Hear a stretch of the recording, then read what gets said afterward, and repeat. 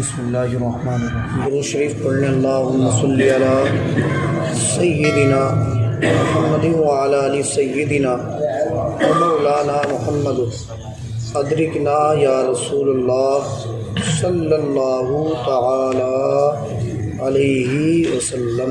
حضرات، آج سے پہلے جو حدیث گزری ہے وہ بڑی ہی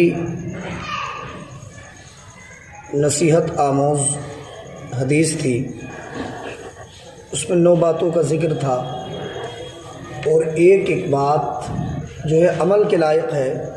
ایک ایک بات ایسی ہے کہ اگر ہم اس پہ عمل پیرا ہو جائیں تو ہماری زندگی بدل سکتی ہے، زندگی کا دھارا بدل سکتا ہے۔ پھر میں ایک بار سرسرے انداز میں آپ کے سامنے انہیں بیان کر دیتا ہوں۔ پہلی بات تھی ظاہر و باطن میں اللہ سے ڈرنا۔ دوسری تھی خوشی و غم میں اور غصے میں انصاف کی بات کہنا، حق بات کہنا۔ اور تیسری بات تھی غریبی اور مالداری میں درمیانہ چال سے خرچہ کرنا۔ اور چوتھی بات تھی رشتہ داروں سے رشتہ داری کو برقرار رکھنا۔ پانچویں بات تھی کہ جو ہمیں نہ دینا چاہے اسے بھی دینا۔ چھٹی بات تھی جو ہمارے اوپر ظلم کرے اسے معاف کر دینا۔ اور ساتویں بات تھی کہ جب ہم خاموش رہیں تو اللہ کی قدرت کے بارے میں سوچیں، اور جب بولے تو ہماری زبانوں سے اللہ کا ذکر نکلے۔ اور 9ویں بات تھی جب ہم دیکھیں تو ہمارا دیکھنا عبرت ہو، دنیا کی چیزوں کو دیکھ کے ہم عبرت حاصل کریں اور نصیحت پکڑیں۔ یہ 9 باتیں تھیں۔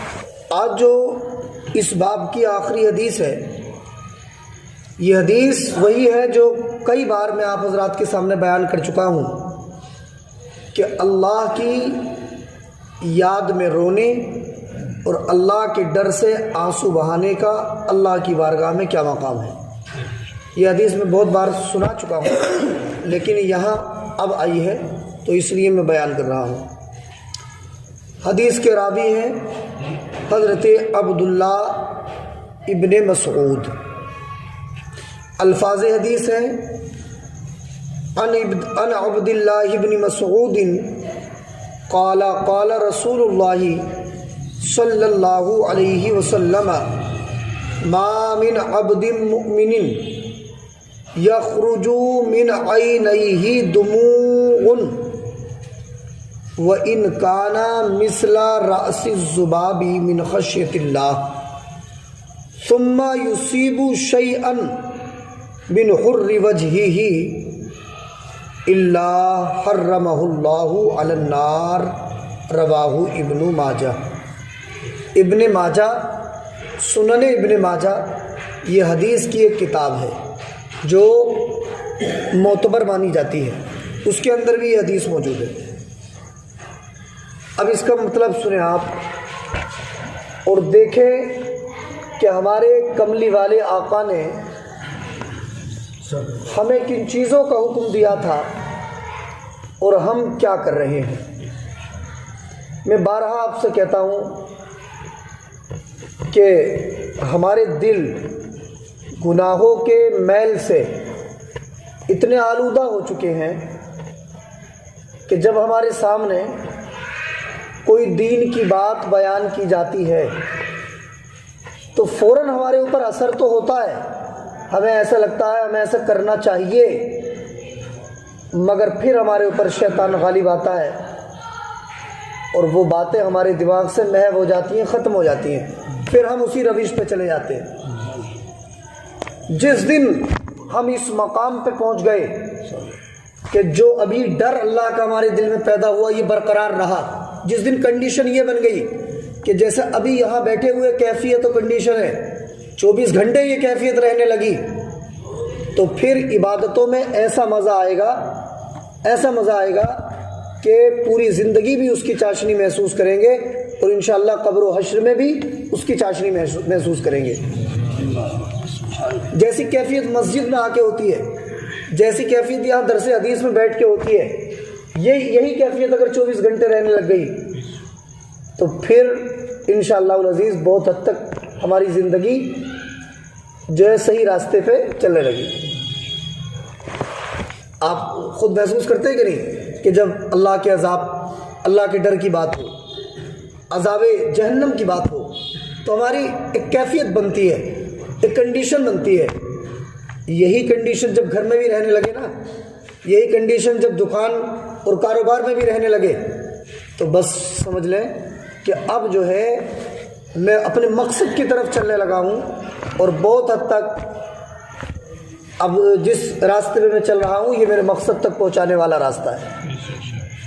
ہاں، کنڈیشن بدلتی رہتی ہے کہ نہیں، فرق ہے کہ نہیں؟ ابھی آپ بیٹھے ہیں، ابھی میں حدیث سناؤں گا، ایک کنڈیشن، ایک کیفیت ہمارے اوپر طاری ہوگی، لیکن تھوڑی دیر کے بعد مسجد سے باہر نکلے، دنیاوی کاموں میں لگے، وہ کیفیت ختم ہو جاتی ہے۔ لیکن جس دن میں آپ کو بتا رہا ہوں یہ مقام آ گیا کہ جو کنڈیشن یہاں مسجد میں رہ کے ہوتی ہے وہی کنڈیشن جب باہر گھر میں جا کے بھی ہونے لگی، کام کرتے ہوئے بھی ہونے لگی، تو پھر انشاءاللہ العزیز ہم اپنے مقصد کی طرف رواں دواں ہو جائیں گے۔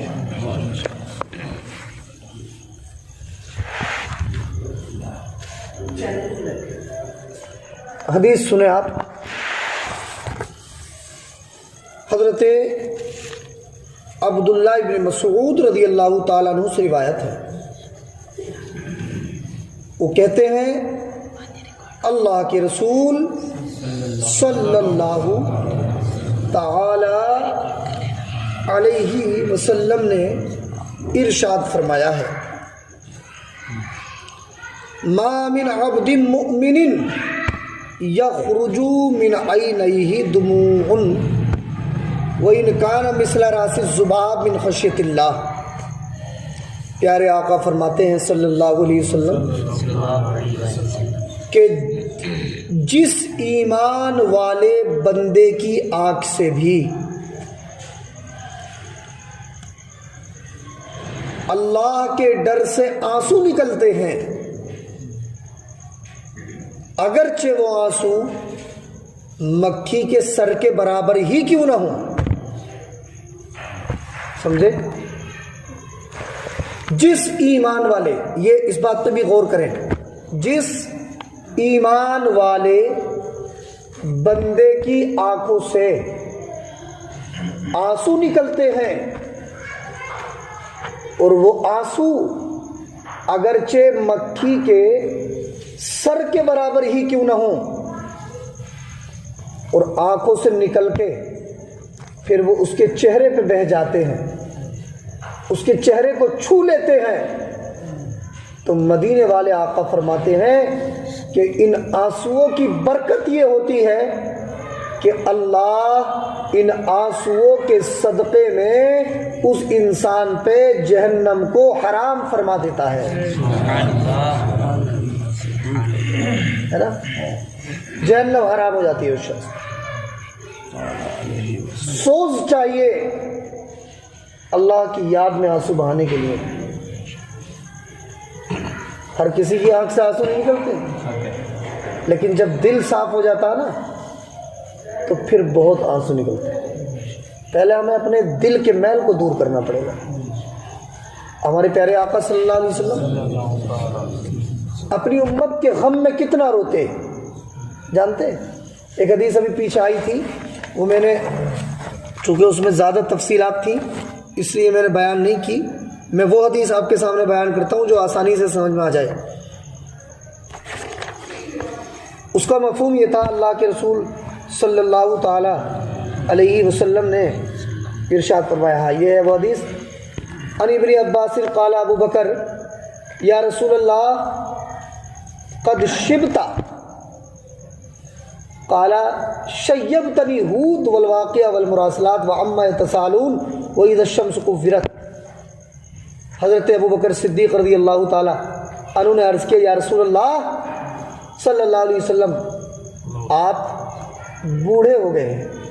یہ بات ذہن میں رکھیں، سرکار دو عالم صلی اللہ علیہ وسلم اس اعتبار سے بوڑھے نہیں ہوئے تھے کہ آپ کا سر سفید ہو گیا ہو یا آپ کی داڑھی سفید ہو گئی ہو، مفسرین محدثین نے لکھا، تاریخ داں حضرات نے لکھا، مورخین نے لکھا کہ سرکار کا جب وصال ہوا 63 سال کی عمر میں، تو جب تک سرکار دو عالم صلی اللہ علیہ وسلم کے سر اور داڑھی میں 20 سے کم بال سفید ہوئے تھے، 20 سے بھی کم بال سفید ہوئے تھے، سمجھ رہے ہیں آپ؟ 14 بال کچھ لوگوں نے کہا سر میں تھے، ایک یہاں بچی میں، یہ جو داڑھی کی بچی بولتے ہیں اس میں، اور ایک دو تین بال یہاں، 19 بالوں کا ذکر ہے، 20 سے کم کا ذکر ہے۔ تو اس اعتبار سے نہیں، بلکہ اس حدیث کا مطلب یہ ہے کہ سورہ ہود ہے قرآن پاک میں، سورہ واقعہ ہے قرآن پاک میں، سورہ مرسلات ہے مرسلات ہے قرآن پاک میں، مرسلات، اور اما یتساءلون ہے قرآن پاک میں، اذا الشمس کورت ہے قرآن پاک میں۔ یہ ساری صورتیں ایسی ہیں جس میں قیامت کا ذکر ہے، عذاب دوزخ کا ذکر ہے۔ تو اللہ کے رسول کے فرمانے کا مطلب یہ تھا، حضرت ابو بکر صدیق نے عرض کیا، یا رسول اللہ آپ بوڑھے ہو گئے ہیں۔ سرکار نے فرمایا مجھے سورہ ہود نے، سورہ واقعہ نے، سورہ مرسلات نے، اما یتساءلون نے اور اذا الشمس کورت نے بوڑھا کر دیا ہے۔ کیا مطلب ہے کہ ان کے اندر جو قیامت کی ہولناکی بیان کی گئی ہے، تو مجھے میں یہ سوچتا رہتا ہوں کہ میری امت کے گناہ گار اس ہولناکیوں کو کیسے جھیلیں گے، کیسے برداشت کریں گے۔ اس سوچ نے مجھے بوڑھا کر دیا ہے نا، قیامت کی ہولناکیوں نے۔ وہ معصوم عن الخطا ہے، مالک جنت ہے، وہ اتنا سوچتے ہیں آخرت کے بارے میں۔ ہم ان کی محبت کا دعویٰ کرتے ہیں اور ہم اتنے غافل ہیں کہ اگر ایک وقت کی نماز چھوٹ بھی گئی تو ہمیں ٹینشن نہیں ہوتی۔ اور ایسے ایسے بھی بزرگ گزرے ہیں کہ ان کی نمازیں، فرض نمازیں قضا ہونا تو بہت دور کی بات ہے، ان کی کبھی تہجد قضا نہیں ہوتی تھی۔ جیسے حضرت نے ایک دن واقعہ بیان کیا اپنے حضرت نے کہ رامپور میں کوئی بزرگ تھے، مستان شاہ میاں شاید نام ہے، ہاں مستان شاہ میاں مجذوب تھے، ان کا پورا جسم اللہ کا ذکر کرتا، بال بال اللہ کا ذکر کرتا۔ یہ بھی مقام آتا ہے ولایت میں، جب بال بھی اللہ کا ذکر کرتے ہیں، جسم کا حصہ پھڑک پھڑک کے اللہ کا ذکر کرتا ہے۔ ابھی ایسے لوگ آپ نے نہیں دیکھے ہوں گے، ہم نے دیکھے ہیں کہ ان کا وہ بیٹھے ہیں تو مڈھا خالی کود رہا ہے اور اللہ اللہ اس طریقے سے کود رہا ہے جیسے اللہ اللہ کہتے ہیں۔ ایسے لوگ میں نے دیکھے ہیں ابھی تک، ہے نا۔ ایک بزرگ تھے مفتی آفاق حسین صاحب قبلہ مجددی، قنوج میں، ان کا وصال ہو گیا، 1-2 سال ہو گئے شاید۔ تو وہ بہت، جب وہ اللہ کا ذکر کرتے تو عجیب کیفیت ہوتی تھی ان کے اللہ کا ذکر کرنے کی۔ بہت بڑے عالم بھی تھے، اللہ غریق رحمت فرمائے، مفتی صاحب تھے، بہت بڑا کام کیا، بہت بڑا مدرسہ بنایا انہوں نے۔ ایسے لوگ ہم نے دیکھے رونگٹے رونگٹے اللہ کا ذکر کرتے۔ تو حضرت بیان کر رہے تھے واقعہ کہ ایک دن وہ کسی حلوائی کی دکان پہ گئے تو تیل کھول رہا تھا، اپنی انگلی اس میں ڈال دی انہوں نے۔ لوگوں نے کہا رہے حضرت آپ نے یہ کیوں کیا، ایسے کیوں کیا؟ تو انہوں نے کہا کہ یہ میری انگلی جو ہے نا اللہ کی یاد سے غافل ہو گئی تھی، اس لیے میں نے اس میں ڈال دیا۔ ایسے ایسے لوگ اللہ کا ذکر کیا رکھا ہے دنیا کی باتوں میں، ہے نا۔ میں ہوں، آپ ہیں، دنیا کے سب لوگ ہیں، ہم دیکھتے ہیں نا اپنی نگاہوں سے۔ اچانک کسی کا بھی انتقال ہو گیا، ایسے ہی ایک دن ہمارا تمہارا بھی انتقال ہونا ہے اور اعلان بھی ہونا ہے۔ جیسے ہم دوسروں کے اعلان سنتے ہیں کہ فلاں صاحب کا انتقال ہو گیا، ظہر کی نماز کے بعد ان کا دفن ہوگا، ایسے ہی ایک دن میرا آپ کا بھی یہ اعلان ہوگا اس دنیا میں کہ فلاں صاحب کا انتقال ہو گیا ہے، اور عصر بعد یہ، ظہر بعد یہ، فجر بعد دفن ہوگا۔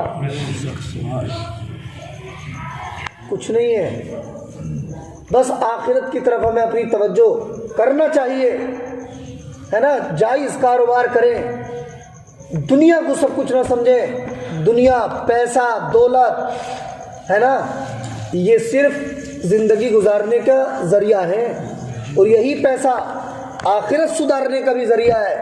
اگر اللہ نے دیا ہے اس سے ہم اگر دین کے کام میں کریں تو انشاءاللہ یہی پیسہ ہمارے آخرت کے لیے بھی ہمارے لیے ذریعہ بنے گا.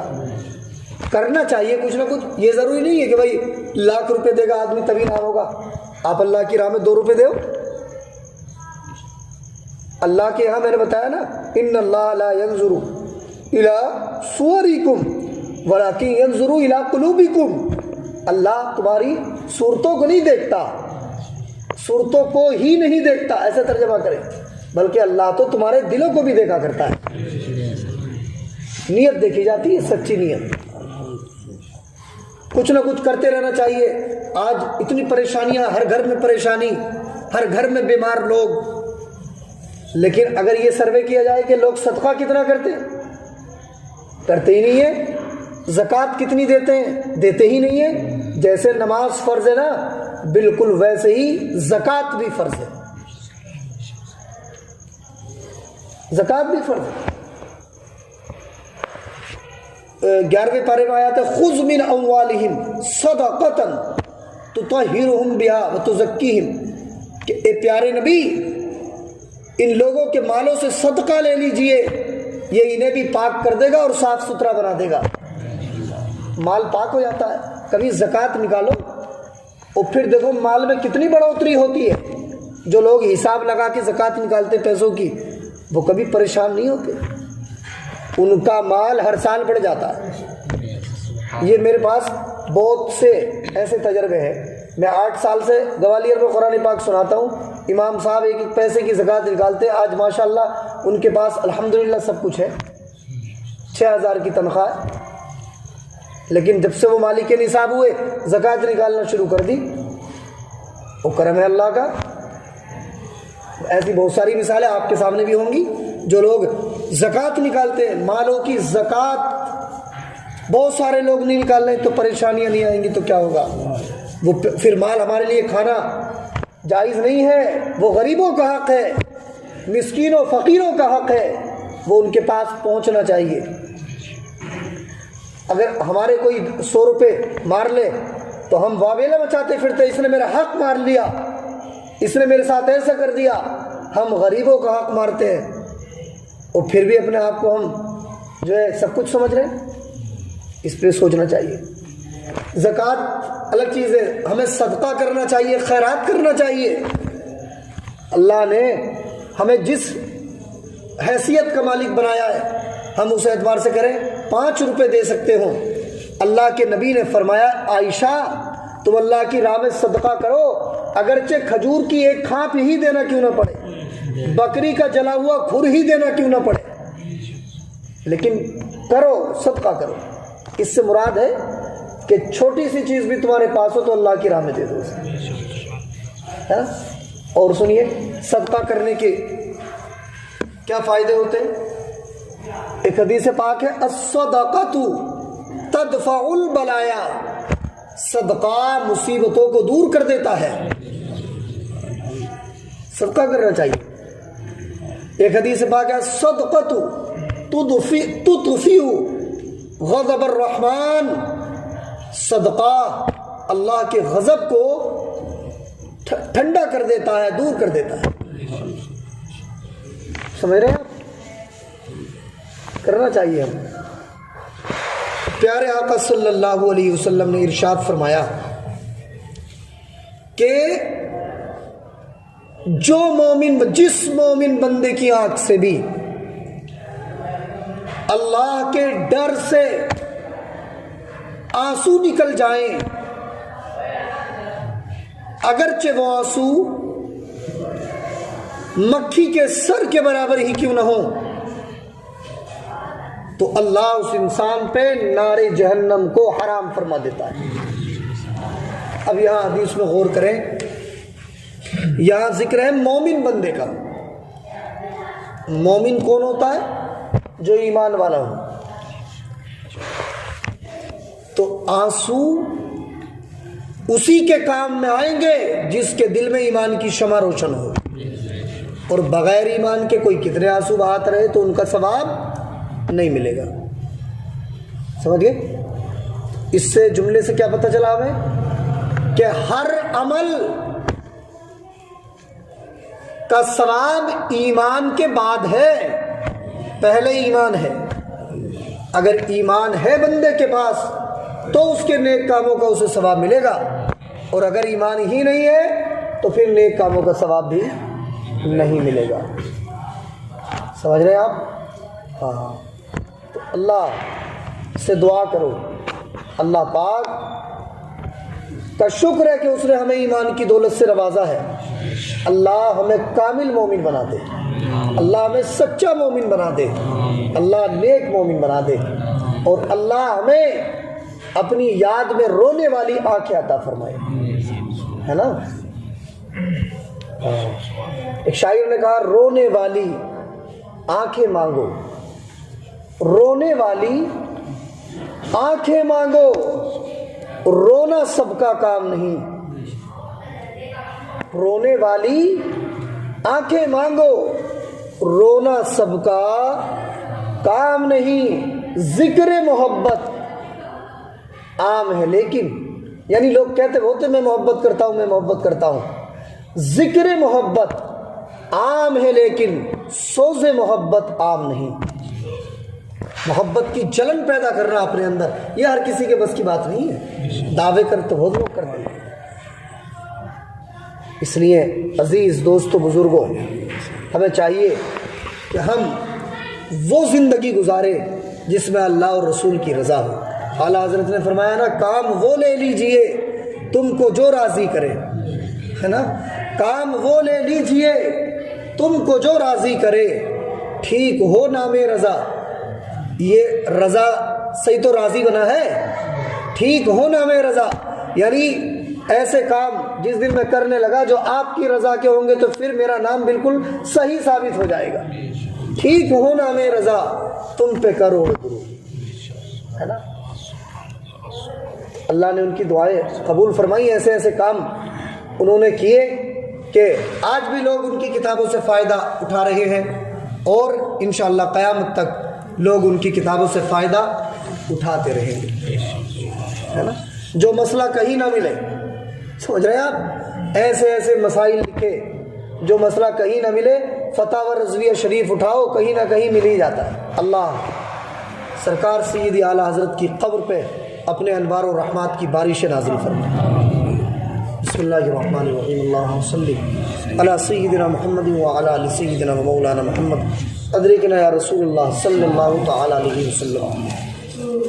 یا اللہ پروردگار دو عالم، تیری دی توفیق سے یہ درس حدیث ہوا، اس میں جو بھی غلطی ہو گئی اللہ اپنے حبیب کے وسیلے سے معاف فرما۔ یا اللہ ہم سب کو نیک اعمال کی توفیق عطا فرما، بد اعمالیوں سے بچنے کی توفیق عطا فرما۔ یا اللہ تو ہمیں اپنی یاد میں اپنے ڈر سے رونے والی آنکھیں عطا فرما۔ یا اللہ ہماری زندگیوں کو تمام طرح کی آفات و بلیات سے محفوظ فرما۔ یا اللہ جتنے لوگ یہاں ہمارے بھائی حاضر ہیں سب کے رزق میں، روزی روزگار میں برکتیں پیدا فرما۔ یا اللہ ہماری سب پریشانیوں کو دور فرما، ہم سب کا خاتمہ ایمان پر فرما۔ صلی اللہ تعالی علی خیر خلقہ محمد و آلہ و صحبہ اجمعین برحمتہ۔